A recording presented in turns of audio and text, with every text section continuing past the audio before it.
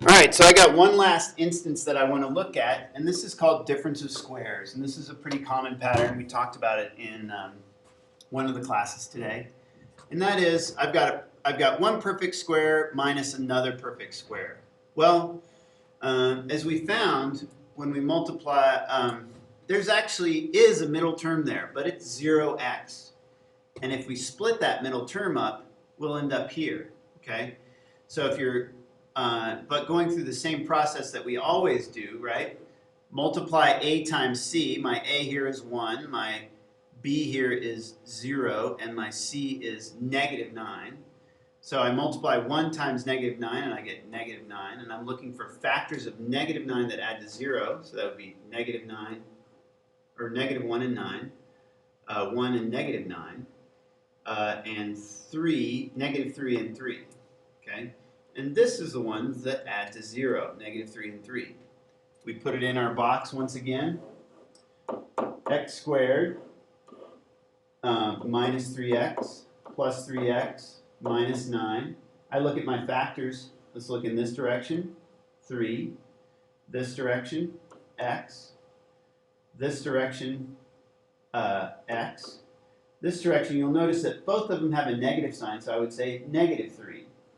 So x plus 3, x minus 3 would be the factor pairs. Okay. Let's go to the last page here. And let's practice a few more of these together. Here, once again, we have right here, we've got x squared minus 4, and we sort of know from patterns that we've seen in the past, it's going to end up being x minus 2, x plus 2. But if we take it through the whole process, my middle term is x squared minus 0x minus 4.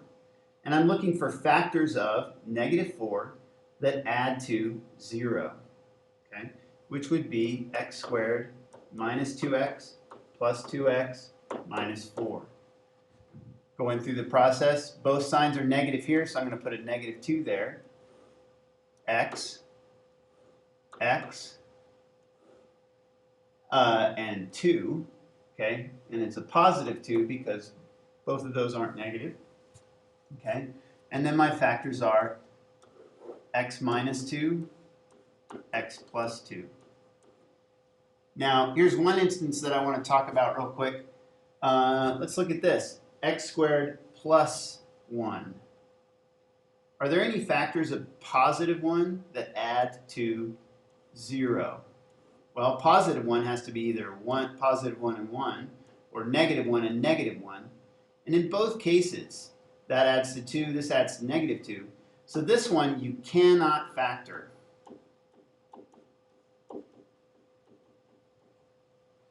Okay?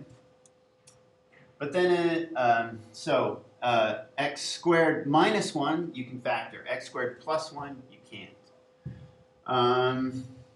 Anyway, once again, this one is perfect square, negative sign in between. Okay, so let's rock with that. Well, the square root of that is 2x. 2x. Square root of that is 4. So the answer is going to be 2x plus 4, 2x minus 4. Let's see, what's the square root of 121? Well, you can put it in your calculator, or you can remember that it's 11. Okay? Anyway, then the last special pattern that I want to talk about, we talked about in class today too. You can still go through the same process, but if you recognize that that is a perfect square, in all of these cases, these are perfect squares, right? Then, and I notice here that the square root of 5, or the square root of 25 is 5. Well, half of 10 is 5. Square root of 49 is 7. Half of 14 is 7. Square root of 100 is 10. Half of 20 is 10. Then I know that it's going to end up being this, x plus 5 squared. But let's take it through the process, okay? Once again, are there any common factors? Nope, no common factors, okay? So multiply a times c. 1 times 25 is 5. And I'm looking for factors of 25 that add to 10. And I can say, well, 1 and 25 don't add to 10. Okay? How about 5 and 5? Oh, they add to 10. Okay? So I do my box. X squared, 25, 10x, 10x. Pull out my factors.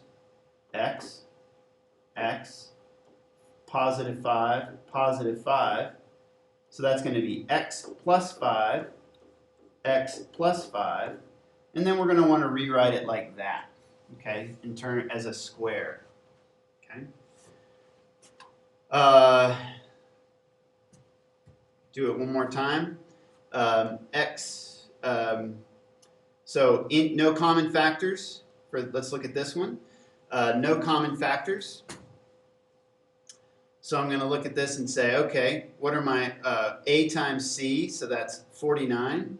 So I'm looking for factors of 49 that add to negative 14. Okay. So, and that's a positive 49. Well, let's see. So that's got to be negative 7 times negative 7 is negative 14. So we like that. Let's box it up. And I'm going to say x squared, and I'm going to stick a 49 here. And I'm going to put the negative 7x here, negative 7x here, where I split my middle term. Look at my factors. And common in here is going to be negative 7. Common in here is negative 7. And I need to check that. Negative 7 times negative 7 is positive 49. Okay? Then x and x. And so my factors are going to be x minus 7 times x minus 7, or x minus 7 squared. Okay? Similarly, you can go through this process, but this one's going to be x plus 10 squared. Okay? All right. Go on and do the best you can on the sheet. We'll have a lot of time to answer questions in class and kind of work on different things. So thanks for watching the videos, and I'll see you tomorrow.